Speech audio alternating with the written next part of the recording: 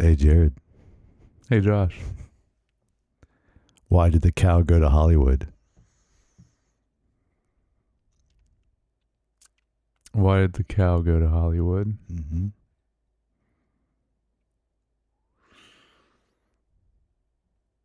I don't know. To be in the movies. Oh my gosh. Should have known. Should have known.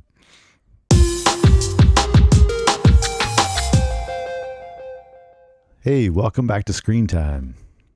I'm your host, Josh, and Jared, if something is easy, is that wrong? I have this down as not as a opening quote, but yeah. That's a good one. I'm going to talk about that later, actually. Yeah. Okay. Speaking of, I have my co-host here, Jared. It's all in the hips, the lips, and the eyes, and the thighs. That was good. All right, today we're talking about Hail Caesar. You're not going to say it like you did a little bit ago? Well, that's like Hail Caesar. I know. Yeah. Kind of like the communist stuff. Yeah, it is. Yeah. This movie, 2016, PG-13, an hour and 46 minutes. So it's a 3-year gap between this one and the last one. Yeah. Which is kind of long for them. Well, before that, also 3 years, right? I think True Grit was 2010. So they started spreading them out a little more. I don't know. So we got a Hollywood fixer in the 1950s works to keep the studio stars in line. Yes.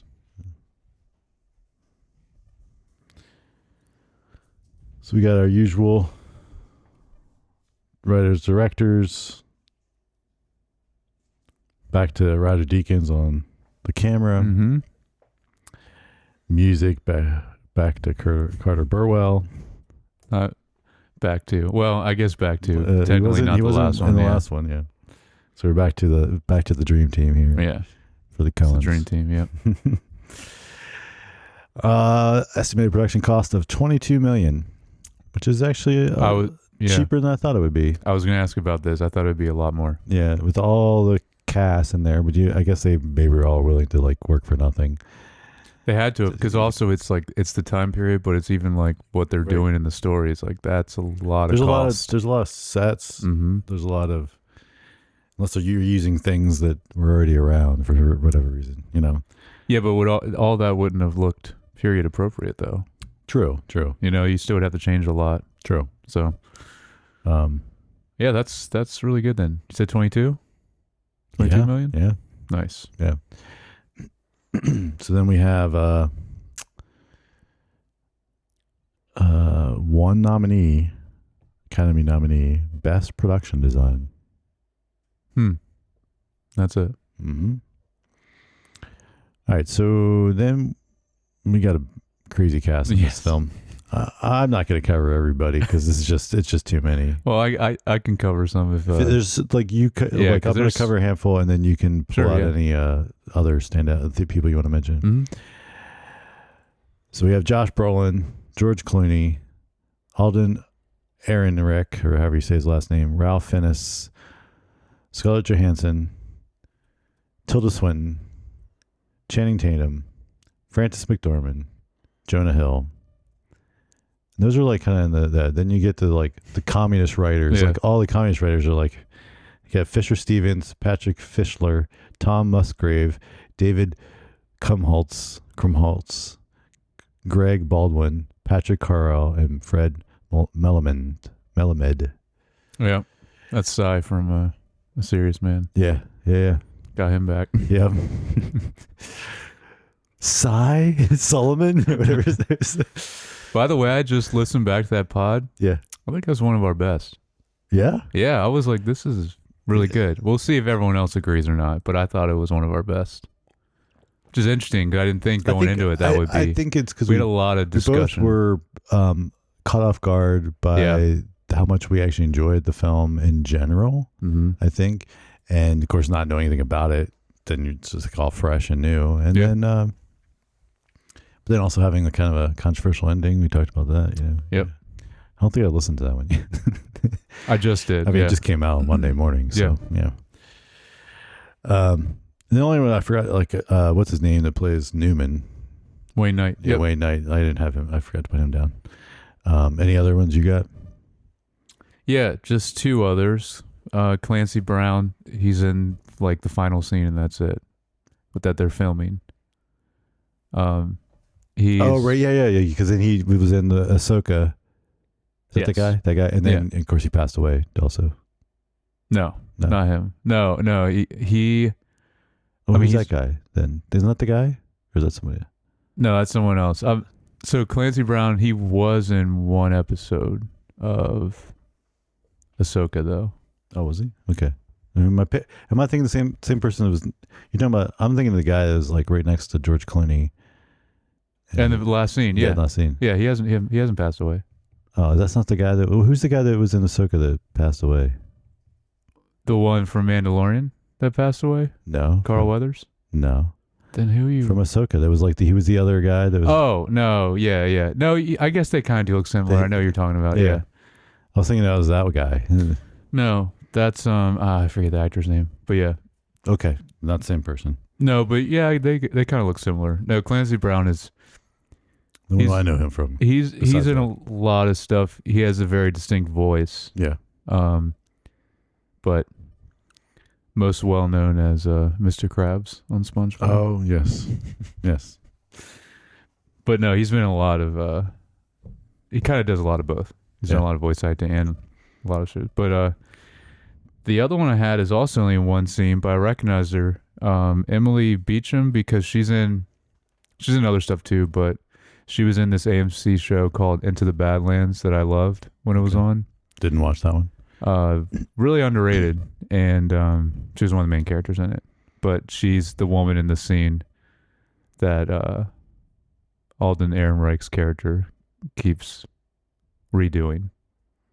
Oh, the lady on the couch. Yes, that's her. Yeah. Okay. Yeah. Yeah, I didn't recognize her from anything. But yeah, that's did you say Alison Pill also in one scene though? Well, I don't know her. I don't know her either. What is she? You don't? No, what's Okay, I saw the name. it's Josh Brolin's wife in the wife in film. the- But yeah. she's only in that one scene. Yeah, she also is Real too. Short. What is she from? Recently, she was in some of the new Star Trek shows, which are not good, but that was something recently she was in. Yeah, I don't watch this. She was in the first season of. Not there's anything wrong with Star Trek. Yeah. If you like that, I mean, I like some old stuff. I just never watched it. I do too, but a lot of the new stuff's pretty bad. Yeah. That's unfortunate. Of course, It the is. new Star Wars stuff is not great either. So Well, we'll get to that. We'll get to that also. I don't remember what else she was in the first season of Them, which is a show we just mentioned recently. yeah. Shoot. Oh, she's in that Hello Tomorrow show on Apple. Again, that I really liked. watched the first you didn't watch episode it. of that All or right. something. Yeah. Anyway. It's not vibing with me. I mean, I like like aesthetically and design. I love the like, aesthetic, yeah. But like, just didn't the story kind of just didn't grab me enough Yeah. to I can see that, yeah. well, what's your overall thoughts on this film? Have you seen this before? I have, yeah. Okay, so you've seen it. I had never seen this before. Yeah, I want you to go first. I saw it like shortly after it came out. Okay. But yeah, so I want to hear from you first. I mean, it was enjoyable. It was enjoyable. I wouldn't say I loved it. Yeah. But, I'm glad I watched it. Probably wouldn't watch it again. If that kind of like falls in that curve, like, yeah, I'm glad I watched it, but, does that kind of make sense? Yeah, it does. I think this would be the second time watching it, which has been a while. And I still liked it because I remember liking it the first time watching it, but I've heard even when it first came out, this one's a pretty divisive one. A lot of people don't like this movie, and I actually do like it. Why? What do you think they don't like about it? I don't know. We can get into that because Okay. Now that you're talking about that, like I could see I did have some thoughts about. Yeah, but I think me personally, obviously taking out the time period, which I always talk about, I love the whole, like just seeing all the movie and production stuff Yes. get done, especially for that time. I love when movies do that. Babylon is a movie recently that did that really well. Did you ever watch that? I have not. It's but awesome. But I was They do that was too. one of the things I like about it is like Yeah. anytime you're doing like a movie or show inside of a movie or show. Like we just talked about when we were talking about Fall Guy. Yeah, And I was like, it's just like there's an extra level of enjoyment for me at least because I find it interesting and this one there's less things to relate to personally because the production, the way they did stuff then is very different than the way we do stuff now. Whereas Fall Guy was like way, because it's current. It's a much higher level than anything I do, but like there was a lot more, things to relate to more directly. But still, I always love watching the behind the scenes of that stuff. Me too. Like and the period thing. It reminded me there was a Netflix series that was a period piece like that they were doing. It was about the movie industry. And I think they were making movies, and the only one I could think of was The Last Tycoon, and that was on Amazon, and that was like the movie industry in the 30s. This was more like this time period. I mean, might have been like a decade before or after, but it was, and it was. I think they only did one off. I mean, it's because it's been a couple years now, and it was like kind of set up that they could have do a second season, but I don't think they ever did. I'm gonna have to find that then because I don't think I ever saw that. If you didn't see it, it was enjoyable for the most part. I remember liking it because it has because the guy that plays in Big Bang Theory that plays Sheldon, that actor's in it as like one of the Hollywood executive producers. Oh, I know what you're talking about. I did watch the show. I didn't like it. Yeah. I watched like the first episode when it came out. Yeah, this one I didn't like. The Last Tycoon though was really good, and that was one season on Amazon. They ended it, but that's based on a book by what's the guy that did Great Gatsby? It's the same author. You know what I'm talking about. I mean, in general, but like I can't think of the name right now either. F. Scott Fitzgerald, something like that.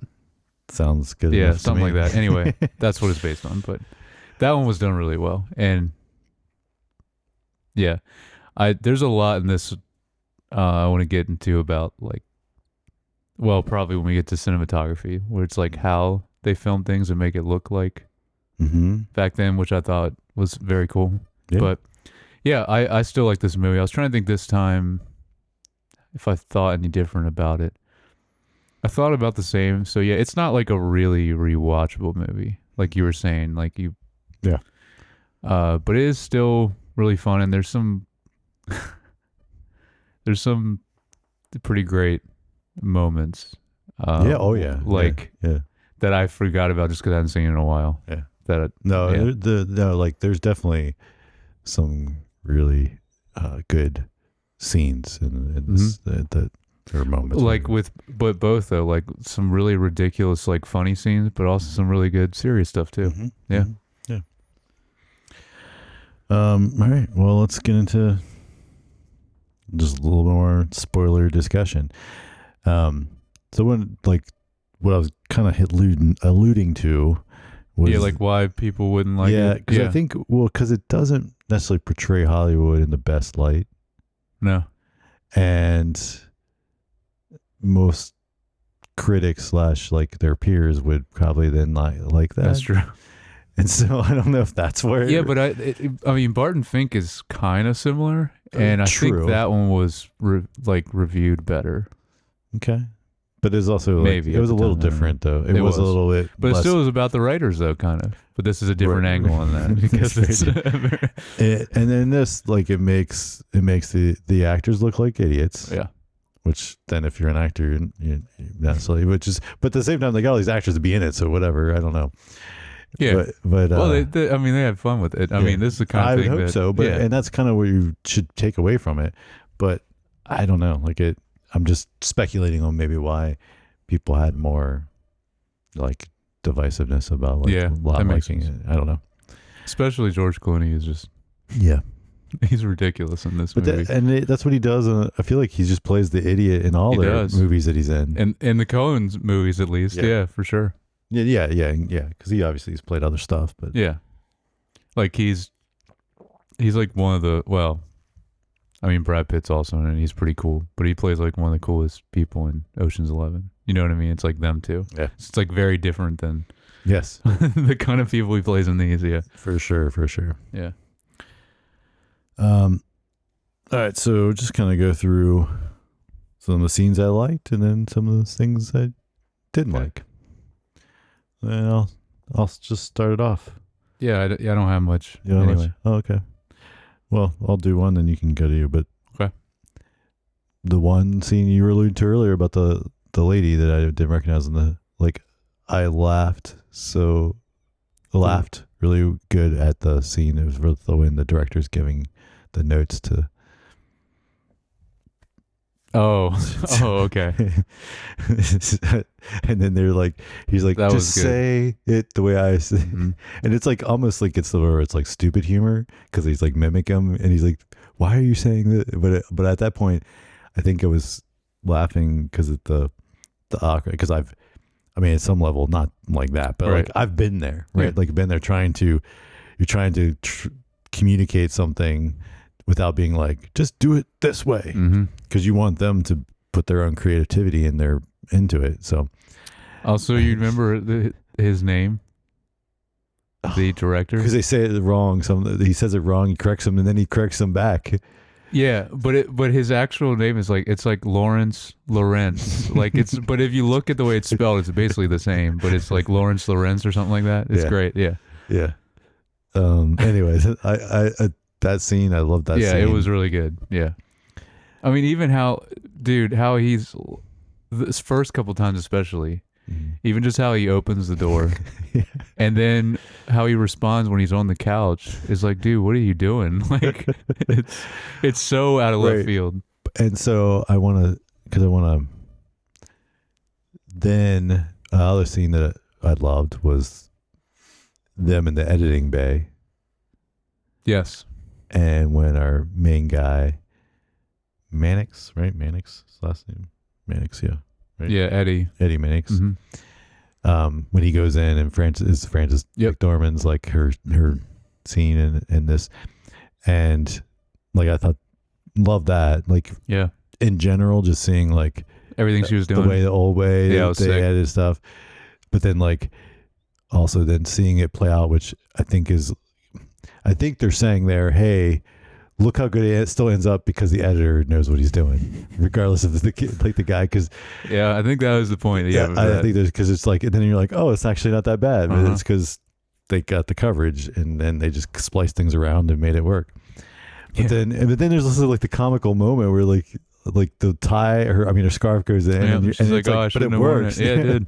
I thought that was it was a cute, funny, but also cool and interesting. Like I don't know, there's just like a lot going on there, and I really like that scene as well. Me too, and it's perfect that they picked her to do that scene since she's been with them this whole time.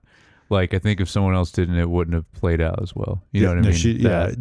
Definitely. She knew exactly what that talent to like balance that, where she's like, I'm a serious worker, and then like, oh, a goofy thing happened, but then she's like, I mean, the funny thing is, the only thing in that was like, there was probably no women editing stuff at that time. No, but probably not in the thing. But it was because she's like playing like an older lady, lady. Yeah, I don't think, and I doubt that was really what was happening then, but no, but still, not. It works. Yeah, and I just remembered also when he finally like puts it like, was it reverse to get her out of it? Yeah. And then she gets like immediately when she's not choking anymore, she immediately smokes again. Like not even a breath in between. And it's like, guess I shouldn't wear scarves anymore. Yeah, it was good.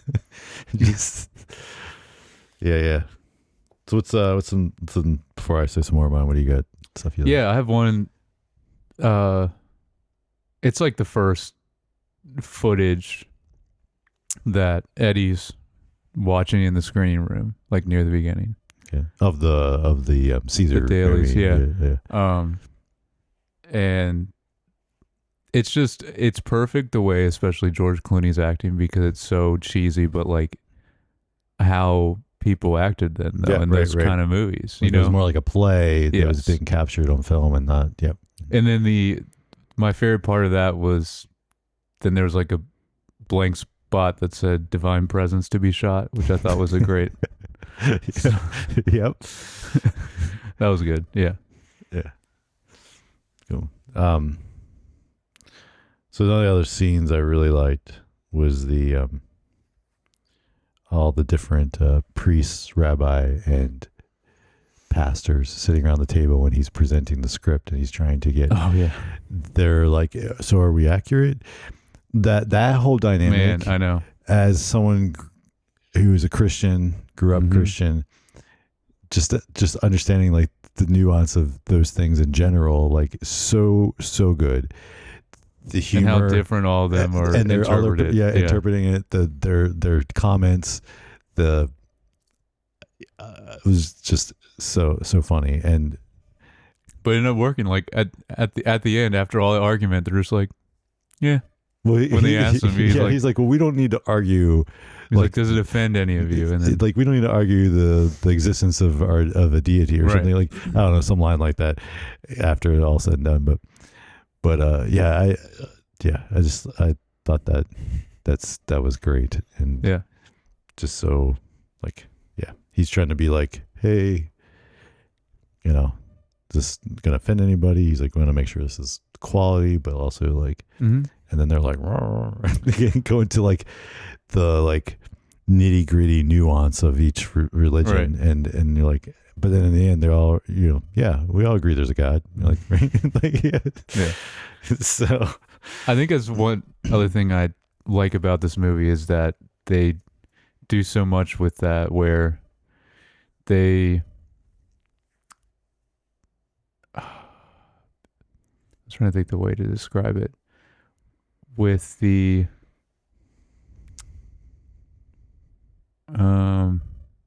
shoot, I just lost it. Anyway, go ahead. Yeah.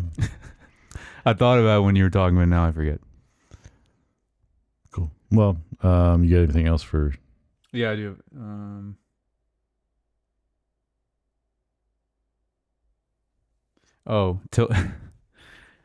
Tilda Swinton playing twin journalist. Yes. I like that a lot. Yes. That was cool. Yep. It was fun. Definitely made for some good comedy. The water choreograph scene with Scarlett Johansson is really good. I mean, that goes into cinematography also, but I think that's the best out of all the different kind of shots they show in the movie of like, or takes of like certain things, right? Because there's like the later one with Channing Tatum. And what was the other one? Oh, there's the Western one. There's the Western stuff. There's two different like parts. There's two different Westerns. Well, it's like later when they're watching the premiere, you see a different scene from, I guess, might be the same film. I don't know. Yeah. But then there's like the earlier stuff when he's on set and before he gets changed over to the other set. And then, of course, there's the stuff with the director's notes, that stuff. And then there's, of course, the I guess the Caesar, I don't know, like the Roman Jesus film being made. And then there's another one too, I think. There's a decent and then, amount. Of course, there's the swimming, the mermaid stuff. Yeah. And then Channing Tatum's stuff. Yeah. I think this mermaid one's one of the coolest. Also, I just really like the music in this too, which I'm not sure if it was an actual song or if it's something that Carter Burwell wrote for it. If he did, that's great. But yeah, I mean, it's just really cool choreography and very 50s style anyways that you would see in, I don't know, did they say the name of the movie was something mermaid related? I don't remember the name of the movie. They had it said at the end with her. But yeah, I like that, especially the way that was shot. But going into that also, I think Scarlett Johansson was underutilized in this movie because she's in that scene and like one more and that's it. Yeah. And I understand they have a lot of people in this, but I feel like everyone else is either just doing one scene, which is what the Coens do a lot of. Like they'll bring someone in for one scene and that's fine. And if they did that with her, it would have been fine. But there's still like a couple or like two scenes, and the way they set her up, it's like she's going to be very important, but then she's not in it hardly at all. And there's not really much. No. I mean, I actually have this as a note under like the things I think the problems, the things I think it didn't work, and I was thinking that is one of them. Like that subplot, like their kid, kind of was almost unnecessary, other than just to give him something else to troubleshoot.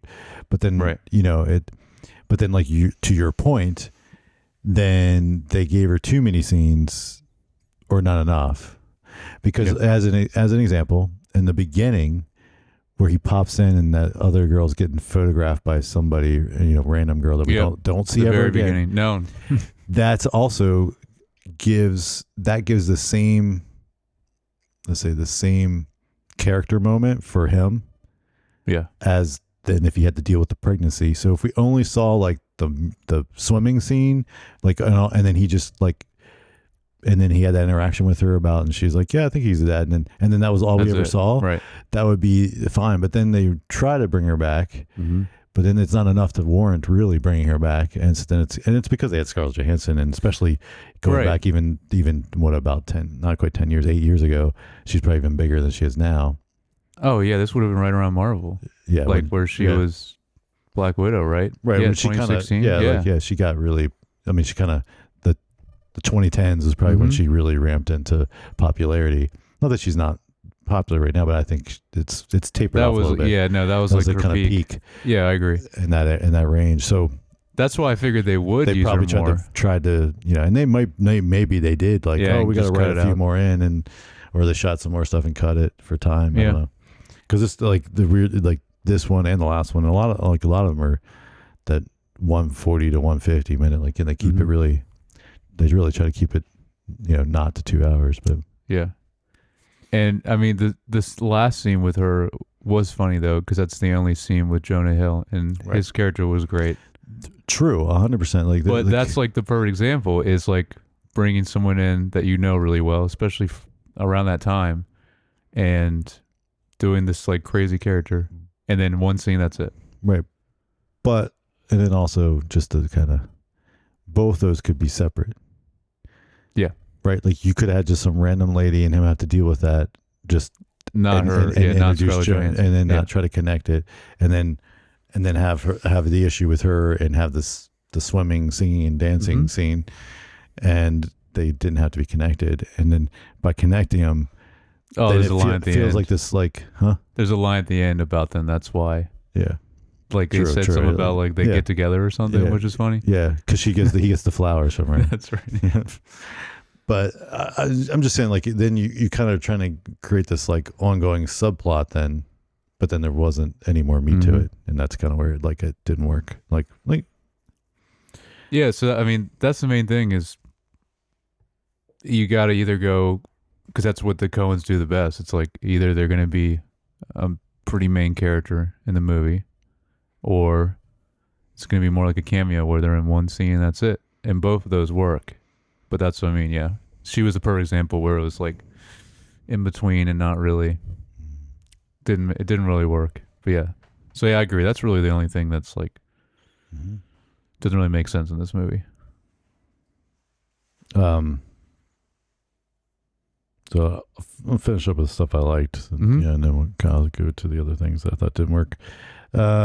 The communists, like those scenes, like when you, especially when in that beach house or whatever they're at. The whole setup where he gets kidnapped too. Yeah, he gets kidnapped, but then they come in, and he just sits down, and then like just the way they dance around it, but yet they're arguing with each other, and then the way they talk, and then of course it comes full circle. Then he's like trying to explain it to the Eddie at the end, and then he smacks him. But it's like, these guys got it all figured out. I know.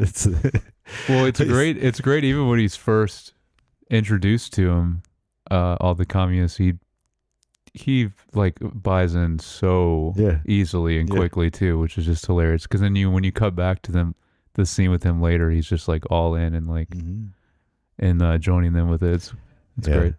And it was also funny that Channing Tatum was like, then he like leaves on the boat and they lose the money because the dog. Because the dog, yeah. Yeah, I thought that was funny. That was probably, now I'm thinking about it, that's probably the scene that's the most Coen silliness in this whole movie. Yeah. Because it's also just ridiculous. Like the submarine, and then Right. That's where it starts to switch get off, really yeah. comical or comic booky or not comic book, cartoony. Yes. Right. Right. Yeah. Where it's like a submarine just coming out of the water right on the Yeah. close to the shore, and he leaves. It takes it all. Yeah. Yeah. You're right. And then I just had to note, I like how it brought the story full circle with the, like it starts with him with his struggling and talking to the priest in the confession. Yes. And then we come back to it at the end.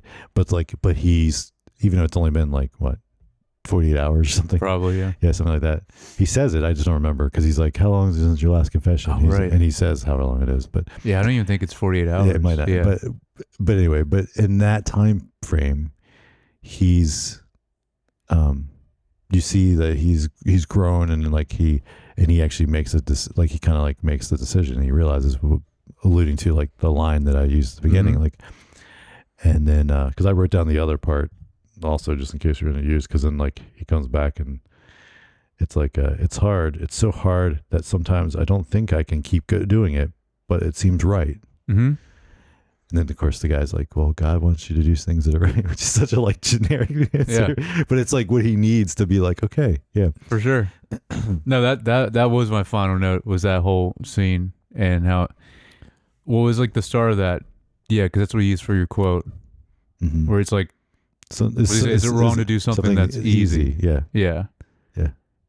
And then, yeah, on the flip side, yeah, or something that's so hard. Something that's so hard but feels right. Yeah. Yeah. But that whole ending dialogue exchange was great. Yep. And then as soon as Eddie gets it, he's just like, yeah, and he gets up and just yeah. Which is good also. He's like, but it's also like he's like, right, God would want me to do what's right. Like he's like, yeah, he's like that. Yeah. That makes sense.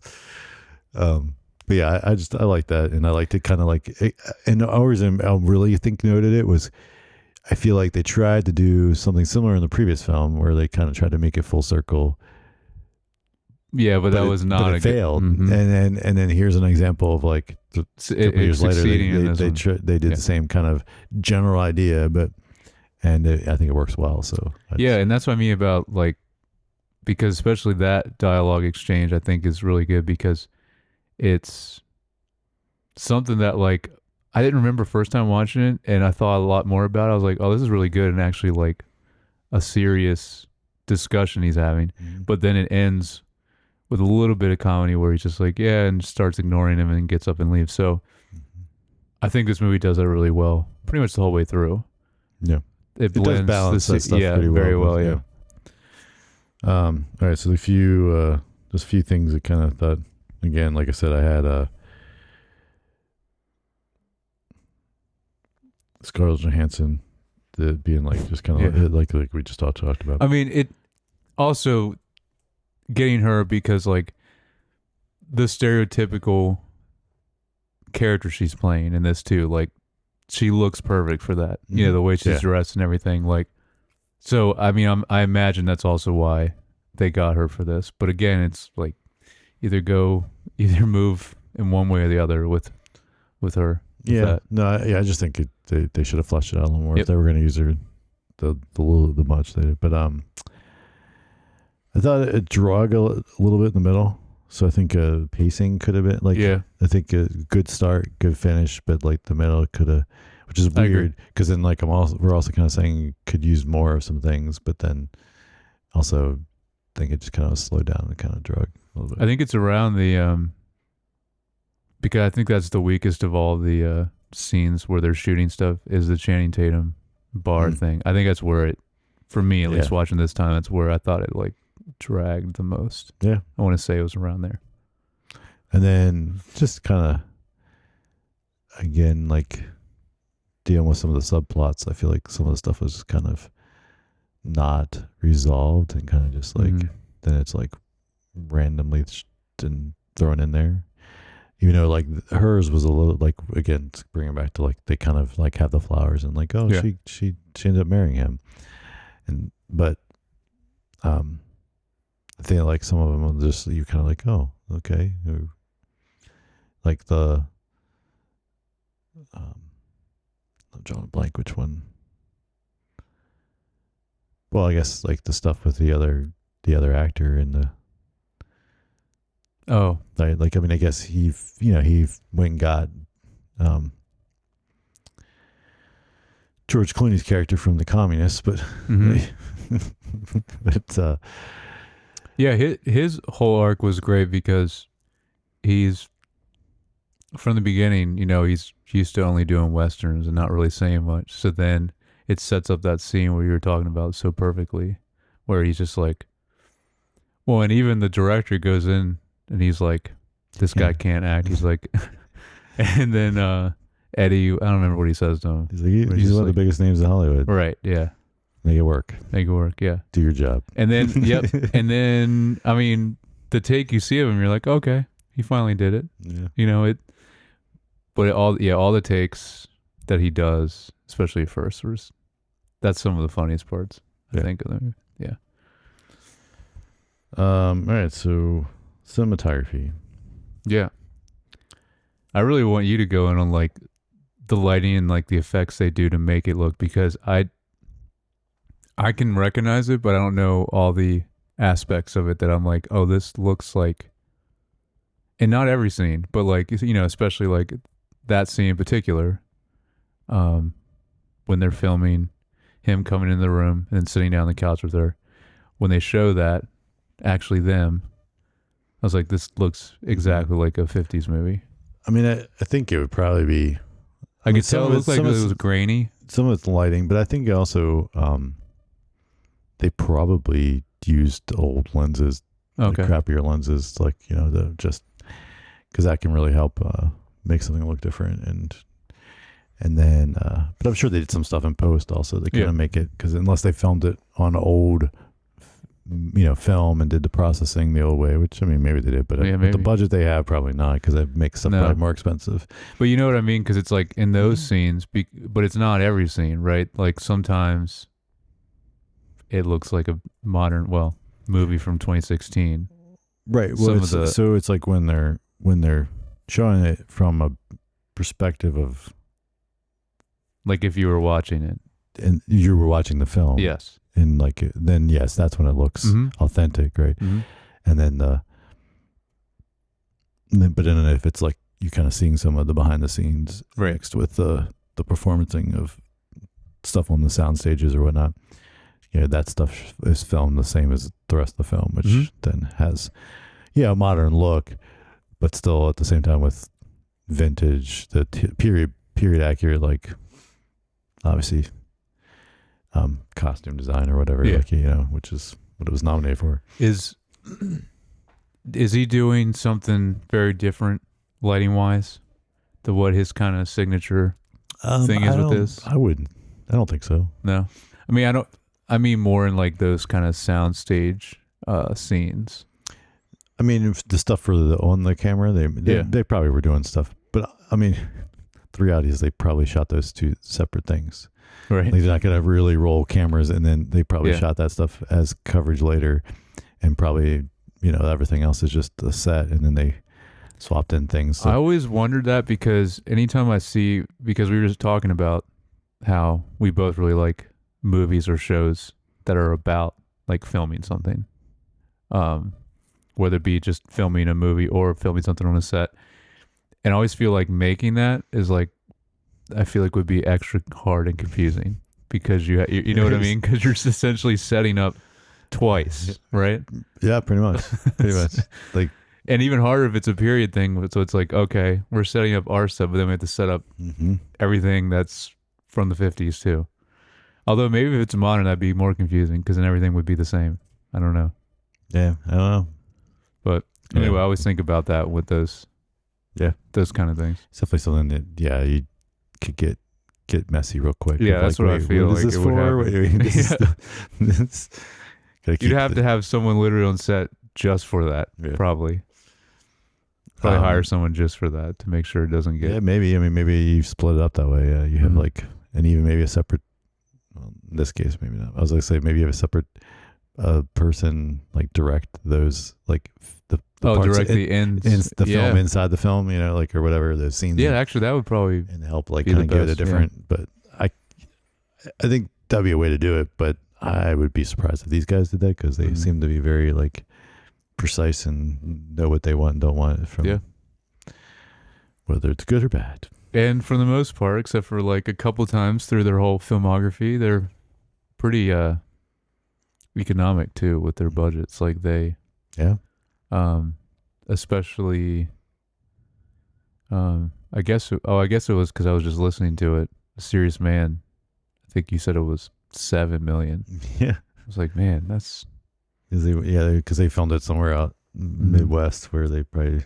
I think it's what we talked about. Like, we did. Yeah, it was like middle of nowhere. Yeah. So the production costs, crew costs, things like that are out that way might not be as much as. Although we did talk about with No Country also, but that's also because that is literally in the middle of nowhere. But that has bigger actors, but that still was pretty cheap. Yeah. From what I remember when we did that. Yeah. No, they're. I mean, that's probably why they're still getting stuff made because they. Yeah. Because like.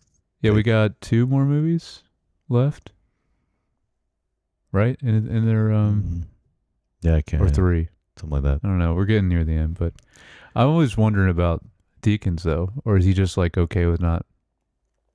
I don't know. Making that much because I can't imagine. I don't know. You know, he's been on a lot of these very low, budget ones. I mean, yeah. I mean, like if they keep, because I mean, Crew, even above the line, which he would consider above the line, and maybe they give him some percentage of instead to do it. I don't know, but like you're still typically getting you're getting paid for how many weeks of production. So if they're like very efficient with their shooting, if they get it done quick enough, he could be might not be that expensive. I don't know. Yeah, I think that was that a trivia in No Country where it was like they did maybe 2 takes at the most. I think that was in that one. So I was like, okay, so that probably went fairly quick, the filming for that. And I imagine some of these other movies too, they probably. Yeah. Or maybe they're that way all the time. Maybe they don't do many. Do a lot of takes. They're the anti-Fincher. Anti-Fincher. Man. I can't wait till we do Fincher, but it's like it's hard to do. It's like that one with Nolan and some of the other big ones we always talk about. It's like, when should we do them? Right. Well, we still need to know what we're gonna do next. I know. Yeah. If you have any suggestions, send them in. It's seriously, on average, Fincher, it's like 100 takes. Like, that's how ridiculous that guy is. But he makes some of the best movies, I think. Makes some good ones for sure. Yeah. Yeah, so cinematography. Mm-hmm. Really like the scenes in the confession box, like the lighting in that. So good. Nice, like moody, really showing like his struggle with what he's going through and stuff like that.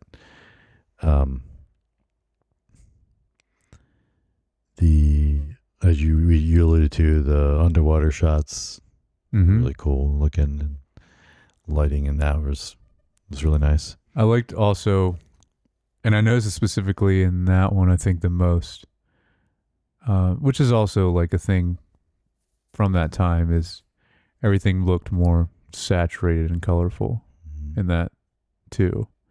But not like an overly way. Like it looked really, really nice though. But I could tell it seemed more colorful. Like it popped more. Yeah. In those scenes.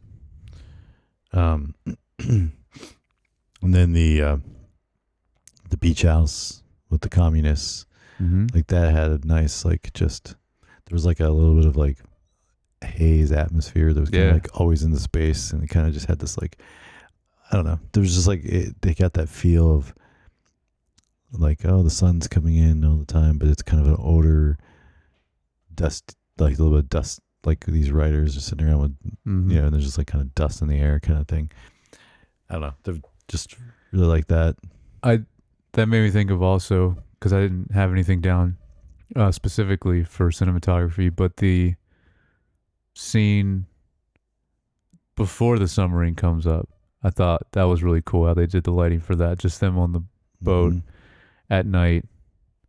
Because I mean, technically from the shot, it's just the moonlight, but it's like how they did that. I was like, it looked really nice for that scene. Also funny when they were handing out all the gloves. I'm like, what are these gloves for? And then the Oh black yeah. gloves, and then you're like, oh, then they all end Mhm. up like covered up under the boat.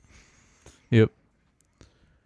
Um, and then like you said, like neat to see like where like how filming the stuff to make sure it looks old when it's in the which like the oldest one, like the one that seemed like the cheesiest or even like to force something to look like it was lower production was like the like cowboy like when he's watching when he goes to the theater premiere and he's watching Mm-hmm.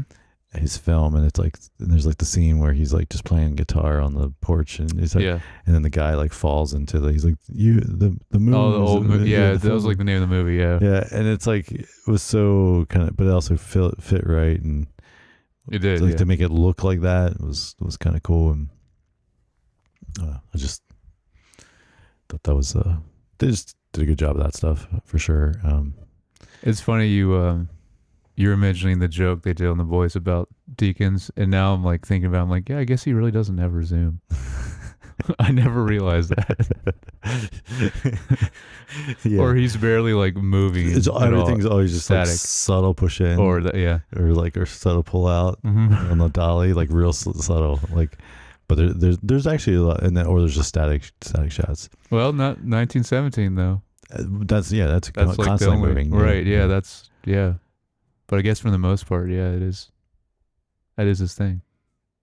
But that was designed to like almost feel like a constant camera. That's Yeah. I mean, it was moving, but also it was static at times. I guess it just never cut away. Quote unquote, never cut away. Yeah, never.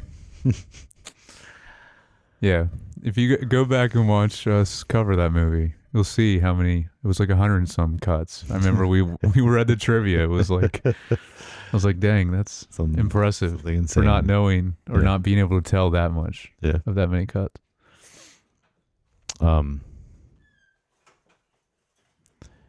Yeah. I mean, I think in general, but yeah, in general, it's Deacon's doing his thing. It always looks good. Mm-hmm. It does. Yeah. So what about music here? What do we? Yeah, it was really good. I mean, it's very appropriate for the time period, but also there's a couple scenes like at the very beginning and I think close to the end. There's a couple times where it switches to like very like detective noir score. I think it's when it's because he does narration a couple times, right? Eddie does, I think. Is it his voice? There's a narration. Oh no, it's not his voice. That's Yeah, it it. is someone else. Yeah, Hey, I thought it was someone else, but when there's like a couple of times with that I noticed the score, which it was good then too. But especially like I said, the mermaid scene I think was some of the best music, especially if he actually wrote it because I couldn't tell. I didn't recognize it, but it showed the band playing in the background, right? But yeah, it could have been something he wrote, but I thought that was some of the best. And I want to say, well, yeah, even the different sets. I mean, he had a lot of different things he had to do for this, music-wise, different styles. Because, yeah, I'm trying to think like the Western one. Not really. There wasn't really much in that one, but like, but he's singing a song. He's playing it. Yes, that's true. I don't know what that song was, but No, I don't know. The one, which one would it have been?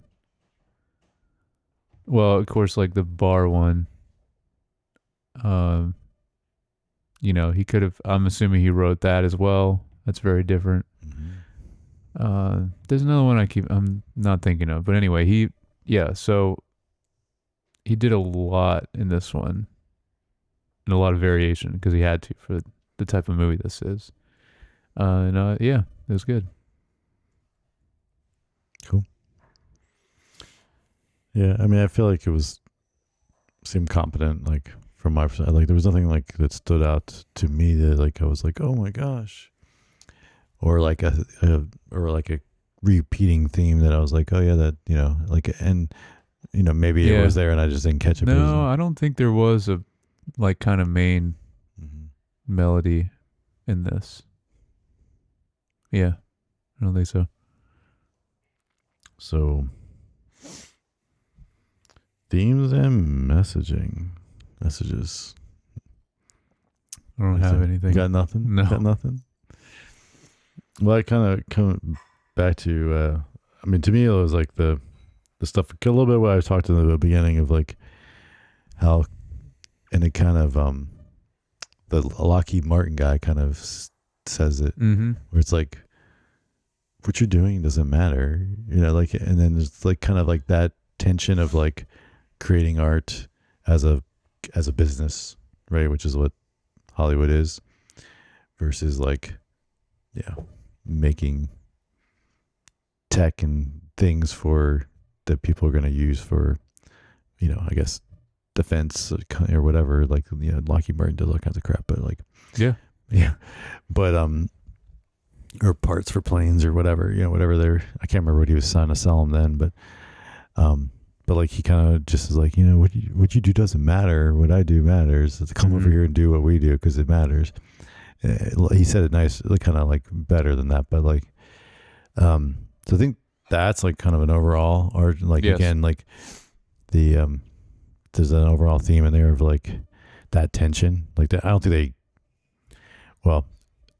the reason, and then of course their end statement in that would be he picked the harder thing but the right thing to do, Yes, so to speak, which was like keep working at the studio doing this thing that he seems like he likes, even though it is a pain in the butt to do, and he's good at it. And right. And his offer from that guy was it was going to be easier, but also way more. Yeah, a lot more money. Yeah, he would, if you worked there for 10 years and then have like mm-hmm. be set for life because you have all kinds of stock options, whatever. Yep. So yeah, like it was definitely one of those things where it'd be hard to turn it down. Mm-hmm. But yeah, it would. Yeah. So I think there's that. I think there's, they kind of, Eddie Mannix kind of goes through like, I think he's struggling with morality of like where he's at in life and the things he's doing when we start with him. And then, and then by the end, I think he's come to the realization that like, he is trying to do the right thing in these situations, and he is helping these people be better people, and in the general sense. And so then I think he's his outlook on life, like after he like gets that last confession, then he's like oh, let's do this, and he's like, and he's like his attitude changes a lot. And it's like, what was the quote? He said something about like, is that short enough for you? Like something about like a short answer or something, and he's like, let's not do lunch or whatever. And he's like, is that short enough for you? Like he's rattling off stuff, and he's to get stuff done.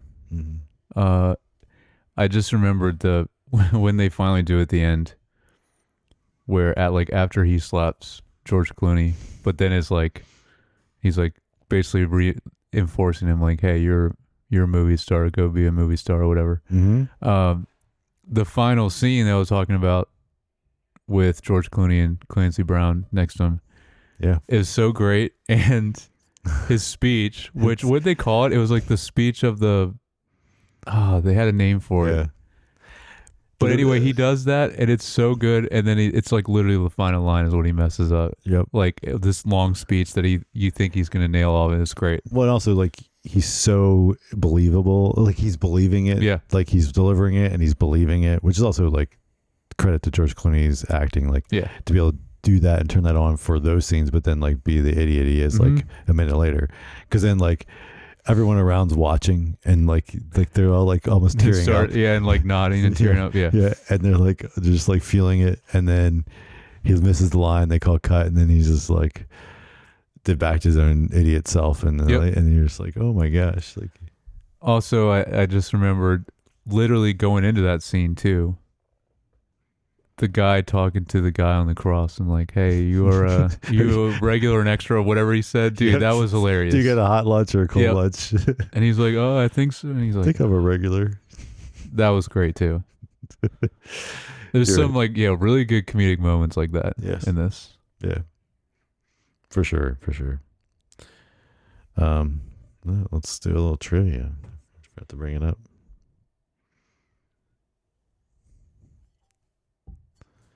Still a little bitter. I got to do this all the time now. Thanks, Claudia. It's all on you. Yep. I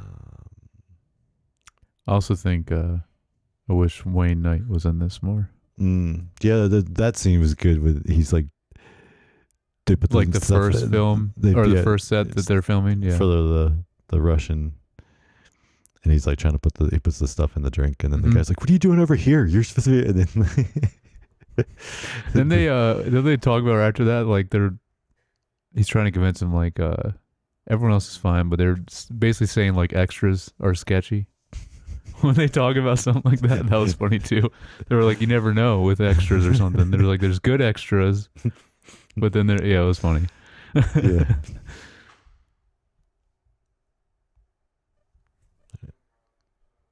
Oops. Yeah, I accidentally clicked on the wrong thing. Da-da-da. Yeah, see, actually, that's a pretty low rating. Yeah, the 6. That's surprising. So for this role, Hobby Doyle, Alden Ehrenreich, learned horseback riding, rope tricks, twirling guns, and playing a guitar. He had started twirling the spaghetti, mimicking the lasso. Was the hardest part of this whole role. So he learned all that stuff just for this role. Nice. Yeah, definitely where he's waiting for his date and doing the lasso thing. Like I was like, oh, this is him doing it for sure. Yeah. Like, oh yeah. yeah, that was cool.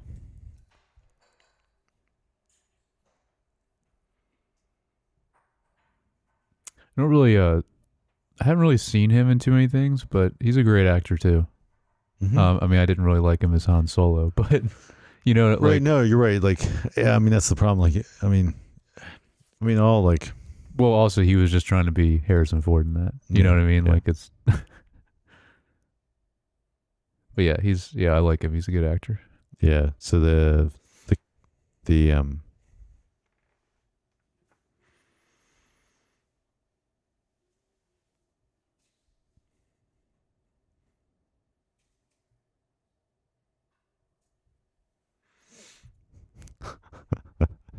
this is funny. Sorry, I was just like, the Coen Brothers had been brainstorming the story for a decade, but never actually wrote anything. George Clooney, as a practical joke, announced Hail Caesar as his next film at a press conference.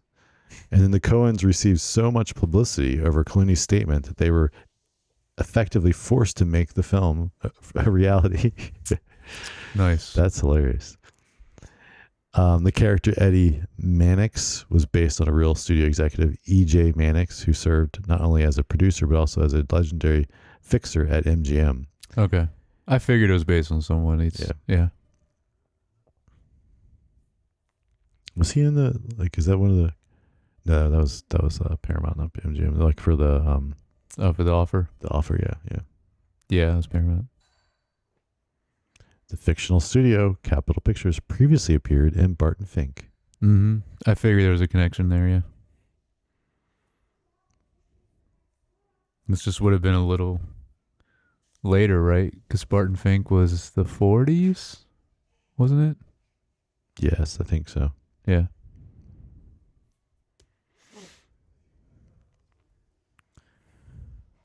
I'm just trying to see if there's anything else here. Singing voice for Alden Ehrenreich was provided by folk singer Willie Watson. So he did not sing that stuff. Yeah. The first movie that cinematographer Roger Deakins has shot for writers, producers, and directors Jonathan Cohen, and on 35mm since True Grit. He had previously become an advocate for shooting digitally and used Arri Alexis. So this was shot on film. But he switched back to film for this movie because the Coens disliked digital cameras and thought that shooting on film suited a period piece that's set in the 50s for Hollywood. Yeah. So That makes sense. this is the 8th film that Frances McDormand was in with them. Yeah.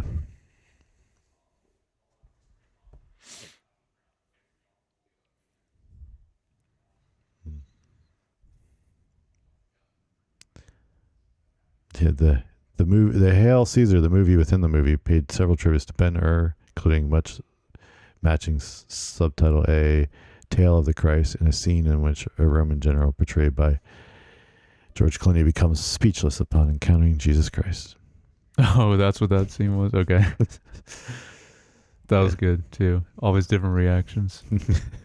And then they would cut. And he'd be like, oh, I got something in my teeth. Or like all the different takes that they would show. Yeah, because he's watching the actual dailies from it. Mhm. Yeah. Yeah, that's pretty much it. Well, I just looked because I wasn't sure. We have 2 movies left. Okay. Yeah, I know the next one's the Ballad of Buster Scruggs, which was a Netflix film. Yep. Didn't they like release it also as like you could watch it in like a couple episodes instead of it being one long film? Oh, yeah, they might have. I think they originally released it Because that that's way. how the movie is, right? I have never seen it. Never seen it either, but Yeah, I think it's like in I different. remember them talking about it, like it was Okay. in like different chapters, and they kind of released it as more like episodes, Mm. and then later recut it as a full film. I don't know. And then we have The Tragedy of Macbeth, which is an Apple movie, and that'll be the last one. Right. So we really need to figure out where we're going I know, next. We even say that every week. We've been telling you guys this. Yeah, you And guys decide. You write in. You need to give us some. Yeah, you gotta give us write some in. ideas. Comment on the YouTube videos or the reels, whatever. Or you can DM us or email us. And if you're gonna email, send the email to feedback@screentimepod.com. We appreciate everyone who watches and listens, Mm-hmm. even the visual listeners. Yes. And hope you're enjoying these. I mean, like, if you listen this far, you are. But Yeah. if you haven't already, please like and subscribe on Apple Podcasts or Spotify or YouTube. And if you want to follow me on Instagram, I'm at JYoungBar. And I'm at Jared Youngbar. All right, we'll catch you guys next time.